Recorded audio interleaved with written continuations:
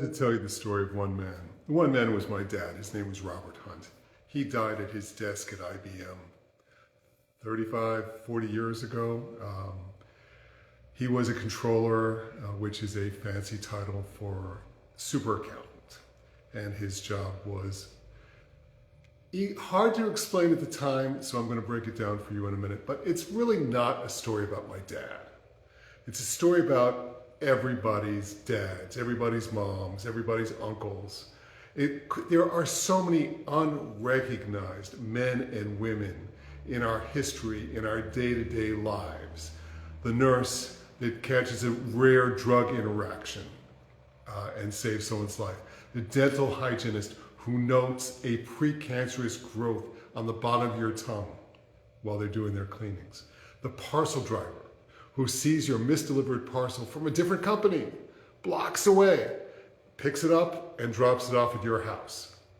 So my dad, again, controller, IBM, big Fortune 500 company back in the day, still a big company.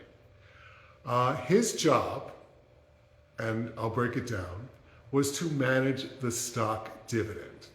Back in those days, and still to this day, if your stock made money, if your company made money, typically they would pay a dividend to their shareholders.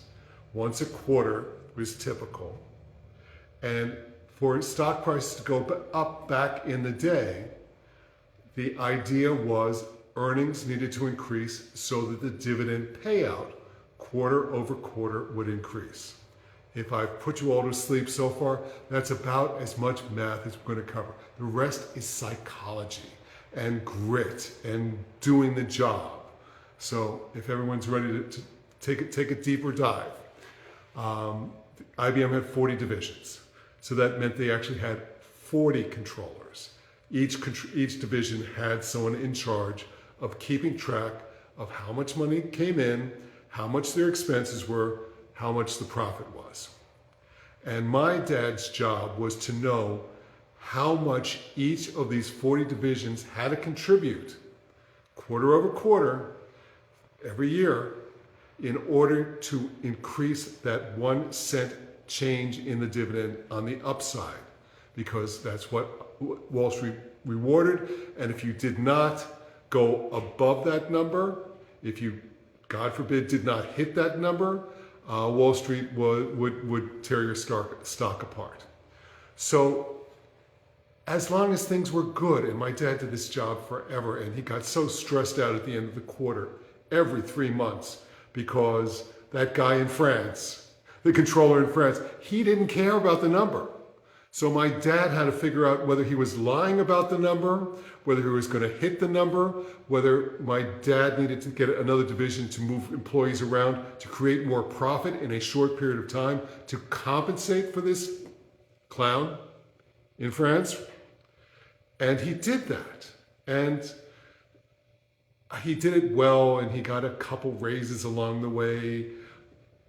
But he never really got an apprentice who could learn his job, an apprentice who could do what he did. Because it wasn't just about the number, but behind those 40 numbers that my dad had to manage were 40 divisions, 40 personalities of people who cared about the number or didn't care about the number. And that all had to come into some form of obscure formula that you can't put on a computer. This is all people relations as well as number relations. So when my dad died of a heart attack, I knew this was going to be a problem for IBM. And the only thing my dad had saved along the way was shares of IBM stocks. So after the funeral, after I'd counted all the shares of IBM stocks with my mom and gave her a number and started explaining to her that she's in good shape, IBM was leaving a pension, they were going to take care of some health benefits. IBM was a great, awesome company. I explained to her that IBM was going to be in trouble down the line because Dad's job, which Mom knew nothing about, was an important piece of this cog in terms of her value. because she owned these stocks, because she was counting on those dividends. And we had the conversation that she should do something called diversify. For any of you with money out there, you've got some money in big stock funds, you've got some money in middle stock funds, maybe you got a couple dollars in crypto. God bless you, that's not my thing. Some people, I've got a little something in international funds. I like to invest in solid state batteries because I think that that's going to be really good going forward. Semiconductors, we're always going to need chips. Cool. My mom wasn't having it. So I let it go. And then a couple weeks later, her bank statement came in and she couldn't balance her checkbook. So I went up and balanced her checkbook and had the conversation again and explained a little bit in a different way, because what we do is we always have to reframe things. People get their backs up, they're resistant to change in life. So I reframed it in a different way and I said, smart people, put their money in a lot of different baskets. And that way, if one basket falls, they still have all the other baskets, and sometimes one does better than the other and one does worse. But overall, because they've spread their money into the different basket, she didn't care. So 2 months later, I went at it a different way.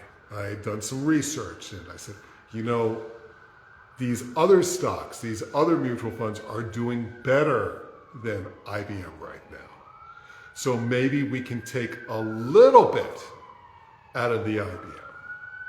And she actually, she took that a little better. And she said, okay, give me a couple weeks. So I marked the calendar, and a couple weeks later, I talked her into selling half of her IBM.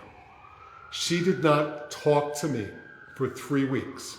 3 full weeks. This is a woman who called me for everything around that house. They grew up in New York City. They couldn't change a light bulb. God forbid the garage door opener got locked. They didn't know how to unlock the garage door. So it was unusual not to hear from my mom for 3 weeks.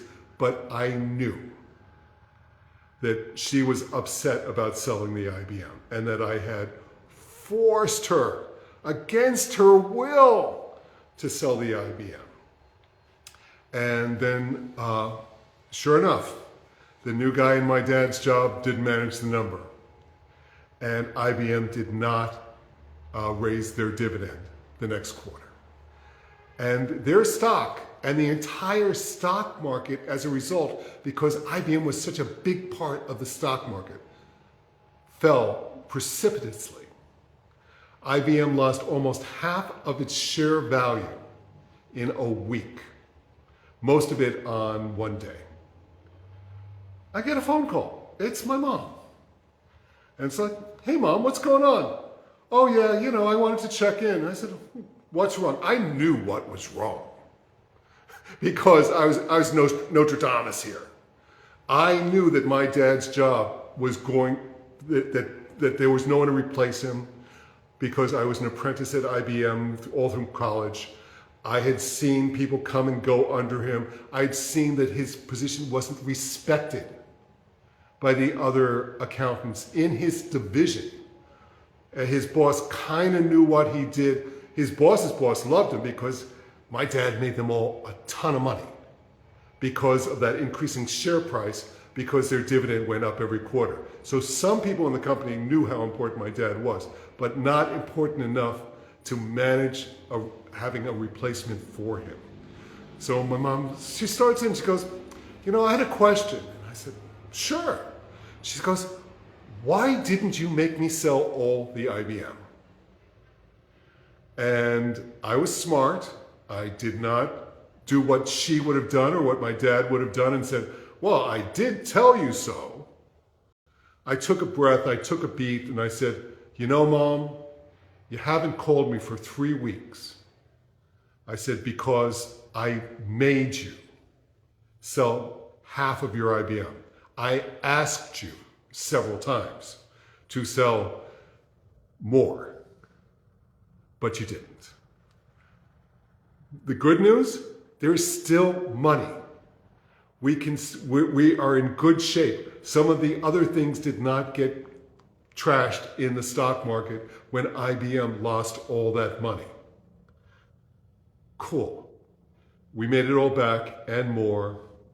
She thought that she was a genius in the stock market. God bless her. And she did some smart financial things after that. And so the story here is we meet these people every day. I met the gentleman who invented the MRI machine. And he told me the story of General Electric and how General Electric didn't really respect him enough because of the way that they had it set up. Their management structure didn't recognize the people who actually made the things happen that made them billions and billions and billions of dollars.